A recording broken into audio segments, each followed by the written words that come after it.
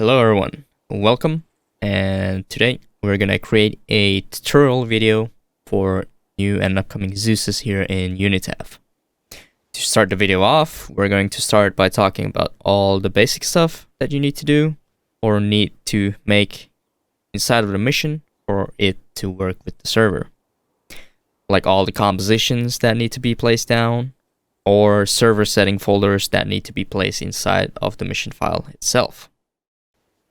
So, moving on to the next portion of the tutorial for new Zeuses is the Unitemplate composition. Essentially, what the Unitemplate composition is it's gonna give all the player spawn slots, all the arsenals, and all the back-end stuff such as headless clients and admin slots and those kind of stuff with the template itself. So here, what I placed down, as you can see, is the unit template. We have all of the actual player spawnable player slots that are gonna show up on the mission. But in this case, when we create the mission, or when the website itself kind of talks to the mission file itself, it will actually slot you in the correct position and give you the correct attributes that your character may need depending on what slot you slotted into. If it's either a squad leader slot or a engineer slot, it will give you the correct perms for that individual player.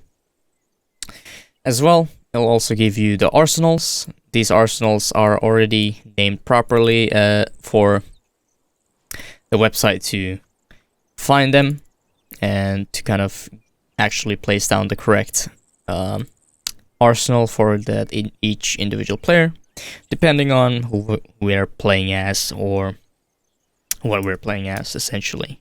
So depending on the loadout, some people might have access to, let's say, a entrenching tool, depending if you're a engineer, combat engineer, or if you are a fireteam lead / squad leader, you will be given the option to attain a micro dagger GPS or a blue force tracker GPS, essentially. And then moving on, we have the initial respawn position. As I talked previously, Zeus admin and the headless client modules. Now we're also gonna look onto the map, as we have the initial RP points. So what the RP points in this case is basically working in conjunction with the respawn position. When the players usually spawn in on the mission, they will spawn on the respawn position, as shown here. But when they spawn in, they will be given a 5 to 10 second delay, and from there on out, when they spawn in, they will actually be positioned at one of the RPs shown here. So these positions essentially can be placed down on a specific position that you want a specific fire team or fire team element to spawn at, depending on what's set on the website itself. So let's say we have a squad. You have the squad lead element with 2 fire teams. You might want the squad lead element to spawn on RP0, whilst the squad fire team elements will spawn on RP1 and RP2.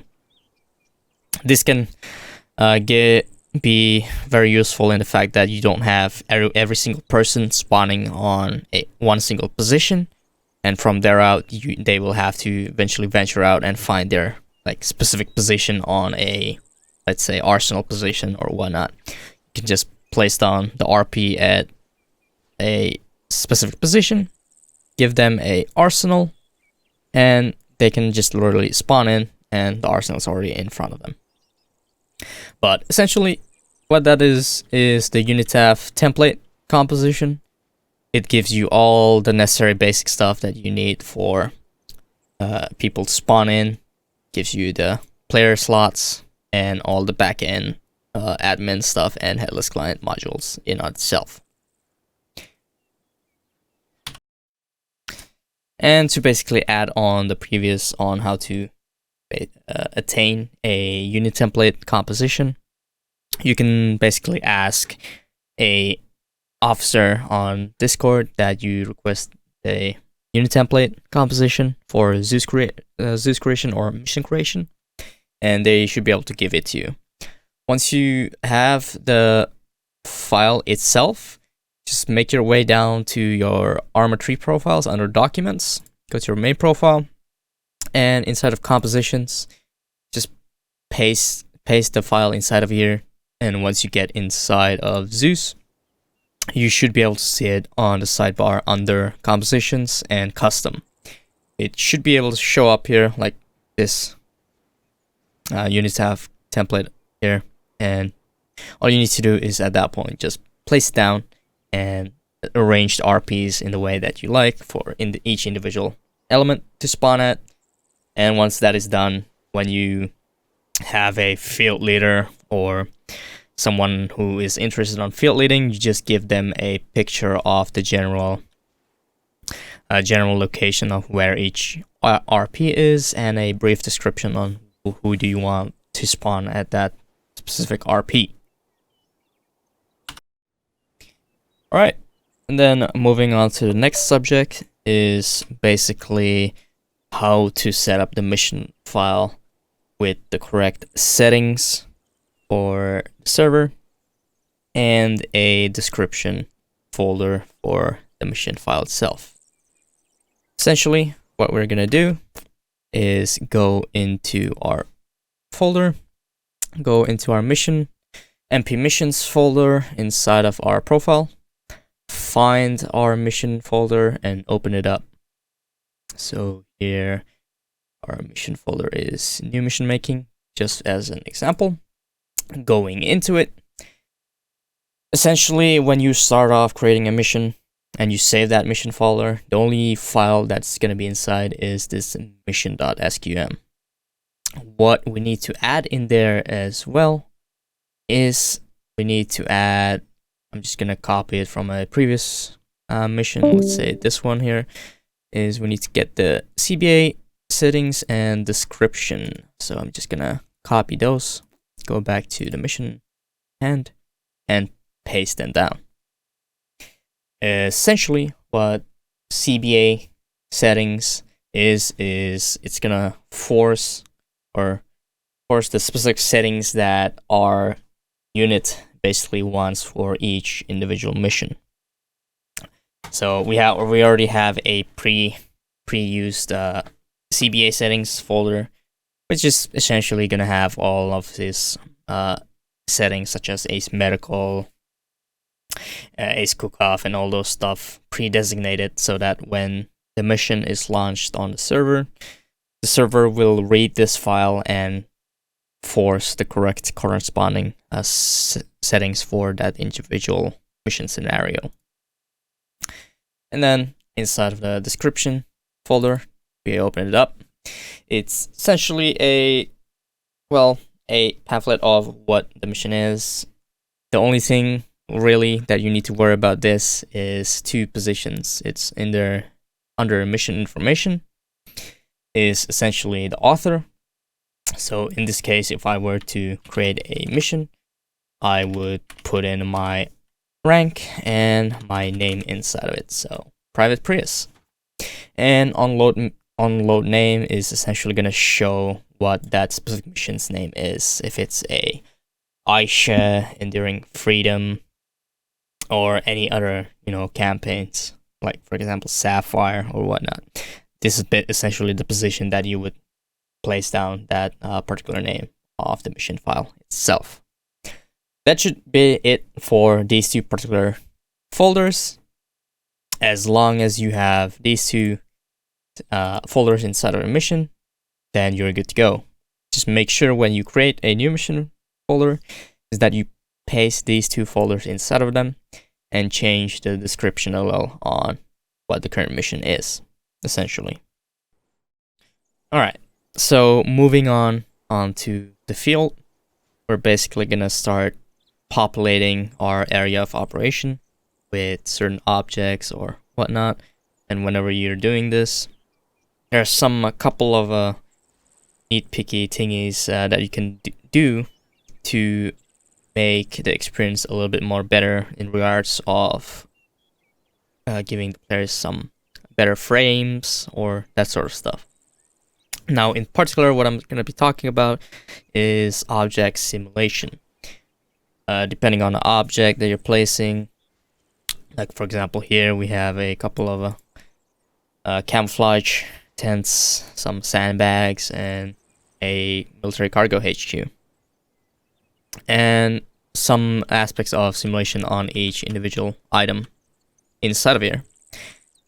Essentially, if you look on the right hand side, you may notice that some of the items may either be grayed out or they have a red icon on them. Essentially, what this means is the red icons in particular is that particular object's simulation has been disabled. So if it's red, it means it's disabled. Simulation is disabled. And if we look at, for example, a grayed out object, it's basically a simple object. What that means is, if you look at the description, is when enabled, the object will behave like a map object. So it essentially counts as a map object, and server doesn't do anything about it, which is fine. Same basically goes with disabling the simulation. That object then, in particular, becomes a object that the server doesn't use unnecessary resources from, freeing up the resources for other stuff, such as, giving players the better frame, as was mentioned earlier. So usually how I would like to go about it is when I'm making an AO and I'm placing down some stuff, for example, alright, I'll place down a HQ base of operations here, is I will usually disable the simulations of unwanted or items that usually I don't want the players to interact with, or that they don't need to interact with. Keep in mind, when you are disabling the simulations of certain items, in particular buildings, like this cargo HQ here, if you disable the simulation on it, what that is going to do is, it's going to keep it on the map, and when the players come around, they can see it just fine, go up the ladders and whatnot. But when they try to actually interact with it, let's say go up or walk up to a door, they will still get the prompt to open up the door, but when they do so, the door is not going to open because the simulation is disabled. In this sort of scenarios, it is crucial that you remember, for those items or buildings that you want the players to actually, go inside of or interact with, is you have the simulation for that particular item enabled rather than disabled. That is something to kind of keep in mind for. The same thing what I do as well is, for example, here, I've disabled basically everything else, disabled their simulation, except for the camel tent or camouflage net.